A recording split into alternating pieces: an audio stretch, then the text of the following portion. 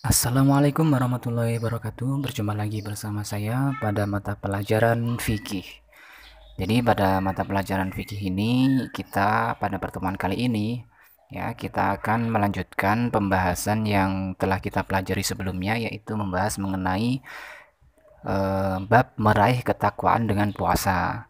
Nah, pada pertemuan sebelumnya kita sudah mempelajari bagaimana itu pengertian puasa dan tata cara melaksanakan puasa, dan pada pertemuan kali ini kita akan membahas mengenai macam-macam puasa. Jadi nanti pada pembahasan kali ini kita akan membahas tentang macam-macam puasa dari pembagiannya, yaitu dari yang wajib dan yang sunnah. Kemudian yang termasuk puasa-puasa wajib dan puasa-puasa sunnah. Nah, untuk selanjutnya, bagi adik-adik yang mengikuti pelajaran saya supaya membuka bukunya juga, yaitu buku LKS dan buku paketnya, supaya dibuka juga, supaya nanti apa yang saya sampaikan, adik-adik juga langsung bisa ngecek ya di bukunya masing-masing kelengkapan dari materi pada hari ini. Seperti itu. Jadi langsung saja pada pembahasannya, yaitu tentang macam-macam puasa, yaitu yang akan kita bahas pertama kali mengenai puasa wajib. Ya.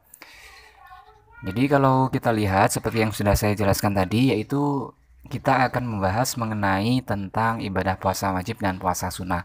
Dan pada poin yang pertama kita akan membahas tentang puasa wajib, ya. Jadi di sini pengertiannya, ibadah puasa itu ada dua, yaitu puasa wajib dan puasa sunnah.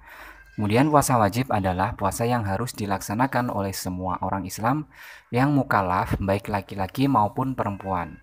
Dan apabila ditinggalkan, maka akan mendapatkan dosa dan siksaan di hari akhirat kelak nanti. Nah, seperti itu ya pengertian dari puasa wajib. Jadi, puasa wajib itu adalah puasa yang harus dilaksanakan oleh setiap umat muslim ya, yang mukallaf baik laki-laki maupun perempuan. Nah, apabila di situ ditinggalkan, berhubung di situ hukumnya wajib, maka setiap muslim apabila tidak melaksanakan perintah dari Allah Subhanahu wa taala mengenai puasa wajib ini, maka akan mendapatkan dosa dan siksaan di akhirat kelak nanti. Seperti itu ya. Mungkin bisa diingat-ingat kembali supaya nanti adik-adik bisa mengetahui apa pengertian dari puasa wajib itu sendiri. Jadi langsung ke pembagian tentang puasa wajib, yaitu yang pertama, puasa wajib yaitu puasa Ramadan ya.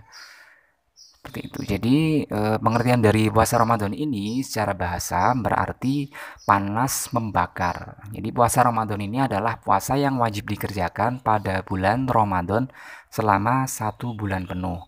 Dan hukumnya puasa Ramadan ini adalah fardu ain bagi setiap mukallaf. Ya, tadi sudah saya jelaskan ya, mukallaf itu baik laki-laki maupun yang perempuan. Nah, di situ ya diwajibkan, kecuali apabila di situ ada uzur yang secara syar'i. Itu adalah pengertian dari puasa Ramadan. Kemudian memasuki pembahasan selanjutnya mengenai puasa Ramadan, yaitu kewajiban puasa bulan Ramadan sesuai dengan firman Allah Subhanahu wa taala yang artinya, "Hai orang-orang yang beriman, diwajibkan atas kamu berpuasa sebagaimana diwajibkan atas orang-orang sebelum kamu agar kamu bertakwa." Jadi pengertian ini atau perintah puasa ini terdapat pada Quran Surat Al-Baqarah ayat 183. Nah, kemudian wahyu yang diwajibkan puasa, yang mewajibkan maksud saya ya, yang mewajibkan puasa Ramadan ini turun pada bulan 10 Sya'ban tahun ke-2 Hijriah. Nah, maksudnya di sini adalah turunnya surat Al-Baqarah ayat 183 ini itu turun pada tanggal 10 Sya'ban tahun ke-2 Hijriah. Itu adalah pengertian sekilas mengenai puasa Ramadan. Kemudian pembahasan yang selanjutnya yaitu mengenai waktu masuknya puasa. Nah, jadi masuknya bulan Ramadan itu kapan sih? Nah, bisa diukur dengan apa juga? Nah, mari kita simak bersama-sama. Jadi untuk mengetahui waktu masuk puasa itu dapat dilakukan dengan beberapa cara sebagai berikut ya. Kita simak terus ya supaya nanti kita tidak ketinggalan materi-materi yang ada pada hari ini ya, seperti itu. Kemudian cara mengetahuinya yaitu yang pertama dengan ru'yatul hilal. Nah, ini biasanya sudah sering kalian jumpai ketika awal sebelum bulan Ramadan itu kan pasti ada di televisi, di media-media sosial itu juga apa namanya menyiarkan tentang ru'yatul hilal atau melihat hilal di situ ya. Itu tujuannya supaya dapat mengetahui bulan Ramadan itu sudah masuk apa belum. Nah, jadi secara bahasanya di sini maksudnya pengertian dari ru'yatul hilal yaitu ru'yatul itu adalah cara untuk menetapkan awal bulan Ramadan dengan jalan melihat munculnya bulan sabit dengan mata telanjang. Maksudnya di sini apabila kita sudah melihat bulan sabit di awal bulan Ramadan itu berarti tandanya sudah terlihat bulan sabit dan itu juga bisa dilihat dengan mata telanjang. Maksudnya di sini mata telanjang yaitu tidak menggunakan teleskop dan alat-alat bantu yang bisa melihat bulan tersebut. Dan apabila di sini cuacanya mendung sehingga tidak dapat dilihat ya, tidak dapat dilihat bulan sabitnya kan karena mendung di situ. Maka awal bulan Ramadan ditetapkan dengan cara istiqmal. Nah, istiqmal itu apa? Yaitu menyempurnakan bulan Sya'ban menjadi 30 hari. Jadi kita berpatok kepada bulan sebelumnya. Jadi apabila kita itu di situ ada uzur ya, misal di situ terdapat mendung atau mungkin cuacanya kurang bagus dan akhirnya bulan sabit itu tidak bisa terlihat oleh mata telanjang, maka kita menggunakan cara istiqmal. Yaitu istiqmal itu maksudnya menyempurnakan bulan sebelum bulan Ramadan tersebut. Nah, bulan sebelum bulan Ramadan itu adalah kan Sya'ban. Jadi kita menggenapkan atau menyempurnakan bulan Sya'ban itu menjadi 30 sehingga nanti setelah 30 itu nanti pasti akan masuk ke tanggal 1. Jadi kalau di bulan Hijriyah ya di bulan-bulan Islam itu kalendernya itu 29 dan 30. Jadi tanggal 31 itu tidak ada. Seperti itu ya. Maka di sini keterangannya istiqmalnya itu menyempurnakan sampai penuhnya bulan Sa'ban yaitu pada tanggal ke-30. Nah, jadi bukan di tanggal 31 tetapi di tanggal 30. Karena apa? Karena tahun baru, maksud saya di sini bulan yang ada dalam Islam itu jumlahnya maksimal 30 hari. Seperti itu ya. Ini lanjut ke pembahasan selanjutnya, cara mengetahui waktu masuknya puasa yaitu dengan cara hisab. Hisab itu apa? Hisab itu adalah suatu cara untuk menetapkan bulan Ramadan menggunakan perhitungan ilmu astronomi sehingga dapat ditentukan secara pasti letak bulan. Nah, kalau ini sudah menggunakan teknologi yang canggih ya, jadi menggunakan tata letak bintang atau menggunakan ilmu astronomi sehingga perhitungan hari atau bulan tersebut sangat akurat. Jadi tidak perlu diragukan lagi. Seperti itu ya. Ini adalah cara kedua untuk menentukan waktu masuk puasa. Nah, kemudian cara menentukan waktu masuk puasa yang ketiga yaitu dengan adanya kabar mutawatir, yaitu kabar dari beberapa orang yang telah melihat bulan baru dari banyak orang sehingga tidak mungkin mereka berdusta. Nah, ini maksudnya mutawatir itu kita mengetahuinya dari orang lain yang berturut-turut. Misal di sini di pelosok ya, kita tinggal di pelosok sehingga tidak mengetahui informasi tentang kapan masuknya bulan Ramadan, maka di situ semisal ada orang dari kota terus memberi kabar kepada kita tentang masuknya bulan Ramadan, nah itu namanya mutawatir. Jadi maksudnya ada kabar dari orang lain ya, orang lain yang di situ memang sudah mendapatkan berita tentang masuknya bulan Ramadan. Nah, di situ terus infonya itu disampaikan kepada kita, nah, itu namanya adalah cara mengetahui waktu masuknya puasa dengan cara kabar mutawatir, yaitu seperti zaman dulu ini ya. Kalau sekarang mungkin sudah banyak media sosial sehingga kita tidak memerlukan kabar mutawatir seperti ini. Terus kemudian pembahasan yang selanjutnya yaitu mengenai puasa wajib ya. Puasa wajib yang selanjutnya yaitu puasa kafarot. Ya tadi yang pertama kan puasa Ramadan dan yang kedua di sini yang termasuk puasa wajib adalah puasa kafarot. Jadi puasa kafarat itu apa? Ya, puasa kafarat itu adalah puasa sebagai pengganti karena melakukan sesuatu yang tidak dianjurkan dalam syara. Maksudnya di sini tidak dianjurkan dalam syariat Islam. Puasa kafarat ini disebut juga puasa tebusan. Ya, tebusan karena dia sudah melakukan kesalahan atau melanggar sesuatu yang telah dilarang oleh Allah Subhanahu wa taala. Kemudian ada pun sebab-sebab melakukan puasa kafarot yaitu sebagai berikut. Ya. Yang pertama yaitu berhubungan suami istri pada siang bulan Ramadan. Nah, kemudian orang yang melakukan hal ini itu harus membayar kafarot atau denda melaksanakan puasa di luar bulan Ramadan. Dan lamanya kafarot itu adalah puasa 2 bulan berturut-turut. Dan hukumnya wajib dilaksanakan dan berdosa apabila tidak melaksanakan. Nah, ini adalah pengertian tentang puasa kafarot atau salah satu dari penyebab seseorang itu diwajibkan atau terkena kafarot ya, seperti itu. Jadi hukumannya itu atau dendanya itu adalah puasa 2 bulan berturut-turut dan itu wajib dilaksanakan. Dan kemudian di sini adalah macam-macam kafarot atau denda yang nantinya harus dibayar bagi orang-orang yang melanggar apa yang telah ditentukan oleh syariat Islam, yaitu yang pertama adalah membebaskan budak. Kemudian yang kedua, bila tidak mampu membebaskan budak, harus berpuasa 2 bulan berturut-turut. Nah, ini maksudnya di sini adalah penjelasan dari sebelumnya ya. Ini adalah secara lengkapnya.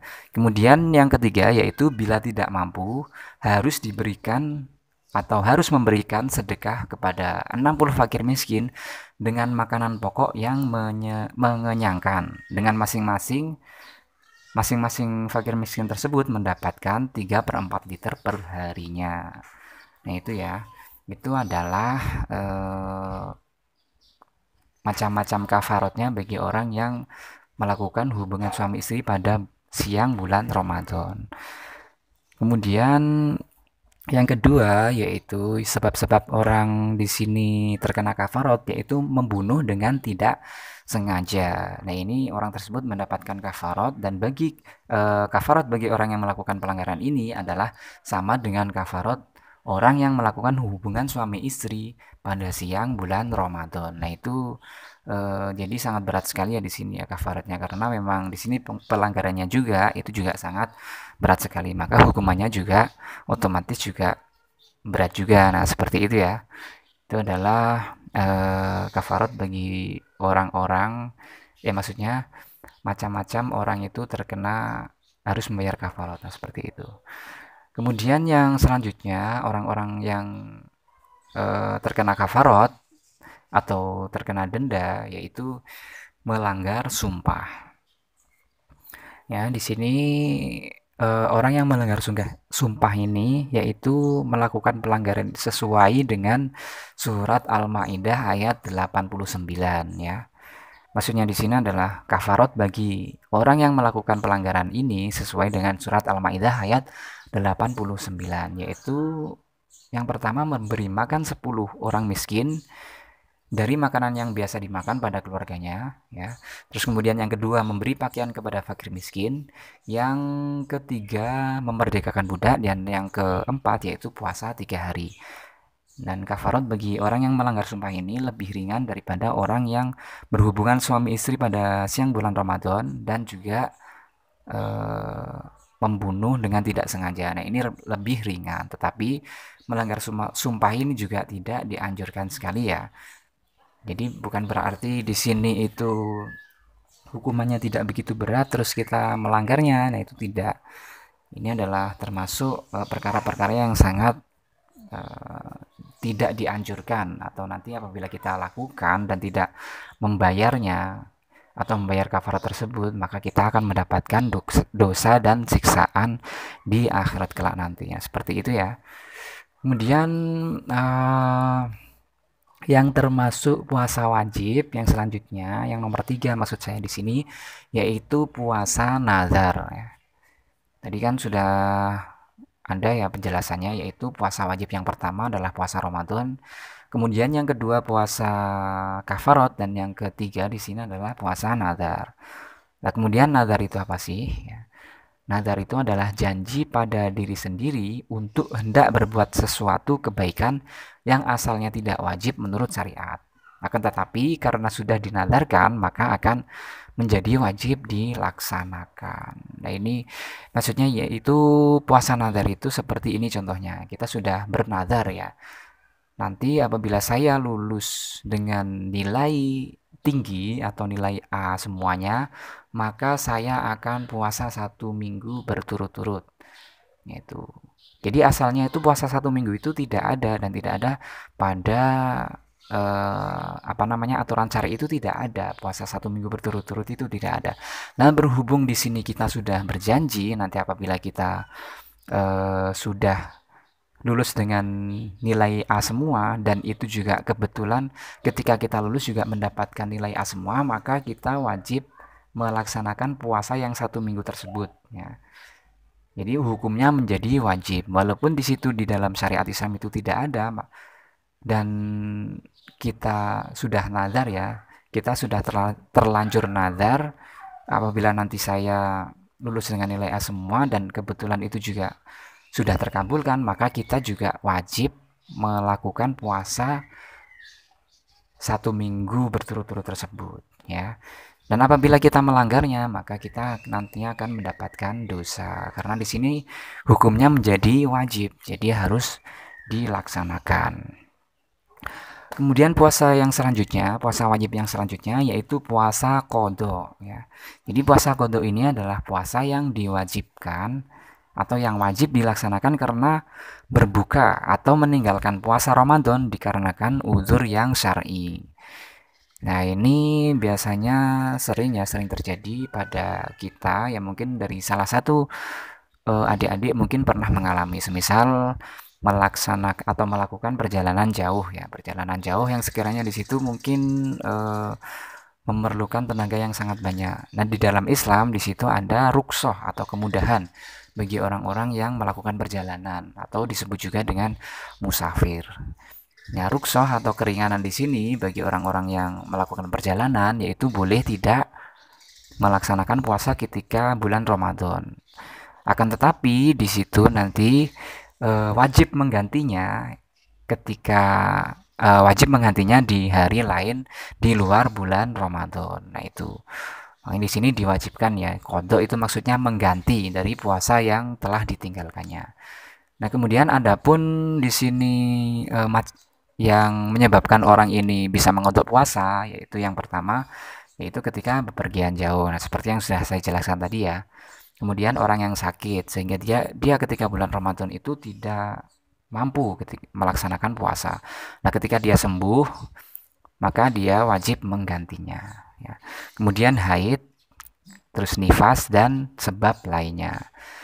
Kemudian jumlah puasa qadha yang dilaksanakan yaitu sesuai dengan puasa Ramadan yang telah ditinggalkannya. Ya, seperti itu. Ini apabila di situ dia ketika bulan Ramadan itu meninggalkan 4 hari. Semisal tidak puasa 4 hari ketika bulan Ramadan, maka dia harus mengqadhanya di hari lain dengan 4 hari juga.